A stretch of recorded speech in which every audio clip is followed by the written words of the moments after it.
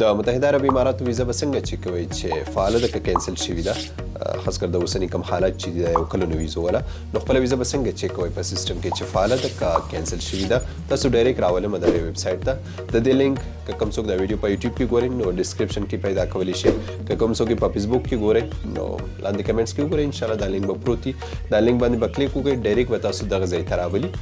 دلته به نور څه نه کوئ لاندې به راشئ فایل ټایپ ته دې کې به اماراتس آی ډي کارت نمبر دا انتخاب کړئ دې ځای کې به خپل اماراتس آی ډي کارت نمبر ورکړئ که چا د خپل آی ډي کارت نمبر نه وي معلوم نو دا وګورئ دغه د آی ډي کارت نمبر دی دا به دغه ځای کې ولیکئ هغې نه پاس به لاندې راشئ نیشنلټي ته دلته به صرف ولیکئ 200 نو ډایرکټ به افغانستان درته راواړوي هغې نه لاندې به راشئ ډیټ اف برث کوم چې ستا پیدایښت تاریخ دی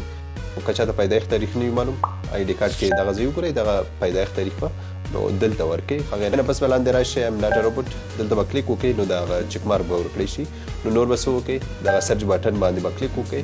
او خپل معلومات به سرچ کړئ که چیرې تاسو ته داسې معلومات راواړوئ نو مطلب دغه ویزا فعاله ده په سیستم کې تاسو کولی شئ چې که چیرې په وطن کې وئ اماراتو ته پرې سفر وکړئ او که چیرې په متحده عربي اماراتو کې وئ نو ستاسو ویزا کې کومه ستونزه نشته که چیرې کینسل وه نو دا په دې باندې دی چې تاسو سفر نشئ کولی که په وطن کې وئ نو امارات ته نشئ راتلی او که اماراتو کې وئ نو بلې ویزې هم به ځان لپاره کوئ نو امید لرم چې دا طریقه به تاسو زده کړي او په خپله به وتوانېږئ چې خپله ویزه چک کړئ مننه